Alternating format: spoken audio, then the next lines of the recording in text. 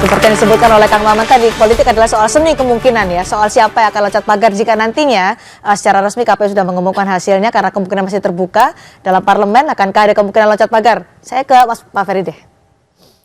Kita Partai Gerindra udah dari sejak waktu didirikan 2009, 2008 sampai sekarang berada di dalam posisi sebagai oposisi, dan kami cukup merasa memiliki karakter yang baik. Kita nggak goyah dengan iming-iming, karena iming-iming dan tawaran itu sudah sejak berapa kali ditawarkan kepada kami tolak, dan kami cukup merasa terhormat menjadi oposisi sebagai penyambung masyarakat dan menjadi bagian dari kekuatan penyeimbang dari pemerintahan. Karena kekuasaan perlu dikontrol. Sebab kalau tanpa kontrol oposisi, kekuasaan akan cenderung menjadi koruptif dan jadi ini yakinnya oposisi lagi.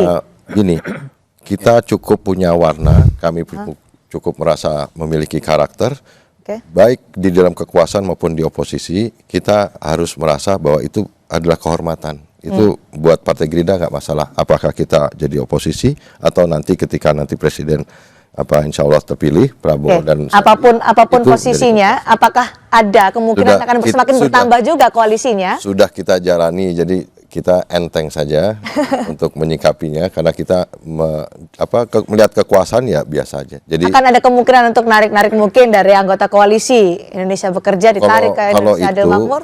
Menurut saya pasti disampaikan Pak Prabowo dan Pak Sandi bahwa ketika pemerintahan terbentuk itu akan bangunan koalisinya akan semua unsur akan kita libatkan, terutama ya pasti partai koalisi dan kemudian juga partai-partai yang lainnya. Dan Golkar, kemudian partai yang lain-lainnya yang minat dan bakatnya tadi itu akan cepat. Pemilu serentak sudah selesai digelar, masih menunggu tentunya hasil resmi dari KPU.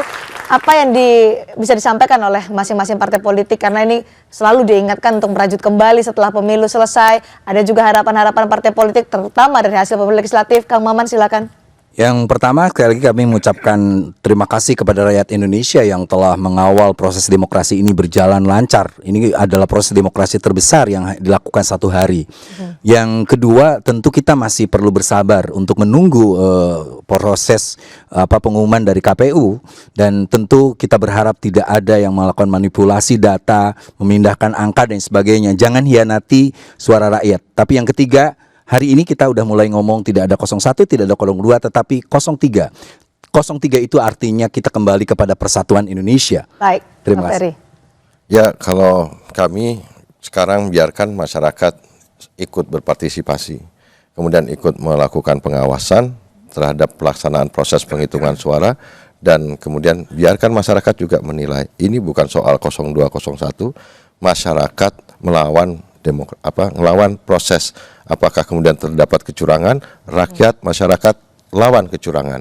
Karena memang menjaga demokrasi dari sesuatu yang kurang baik, suara satu hilang itu berarti mencederai demokrasi. Apalagi hilangnya 100.000, puluhan ribu, itu adalah mencederai demokrasi. Jadi biarkan kami nanti elit partai politik itu menghargai itu, dan kemudian relawan-relawan pada pemilu sekarang sangat besar sekali partisipasinya. Kita harus mempertimbangkan untuk Mas Bari ya selanjutnya. Silakan Mas Bari. Baik. Ya, pertama kita bersyukur kita sudah melewati beberapa fase pemilu, dan mudah-mudahan sampai di akhir nanti selesai dengan sebaik mungkin. Dan juga kami PKS berterima kasih banyak atas partisipasi masyarakat, terutama juga yang masyarakat memilih PKS dan mempercayakan terhadap PKS, dan kita akan memperjuangkan program kampanye yang kami sampaikan, karena bagi kami itu janji yang harus ditunaikan dengan sekuat tenaga.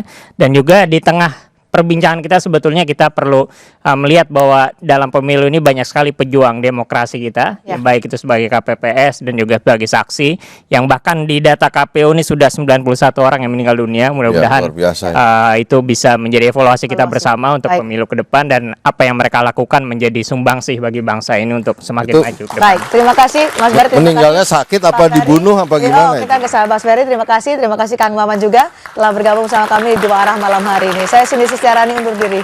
Sampai jumpa minggu depan.